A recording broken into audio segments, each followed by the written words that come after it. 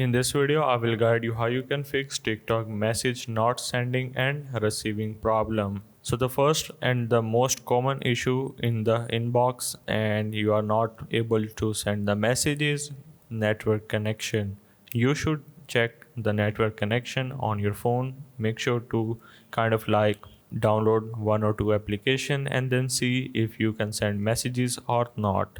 Second thing is you need to keep in mind if your TikTok account is private, only your approved followers can watch your videos and send you messages at the same time. Third method is you need to simply open up settings and privacy, and then you just gonna need to click on the free up space, and then you just need to click on the clear cache. Once you clear the cache, make sure to restart your iPhone or Android, and then you need to see if the problem persists or not.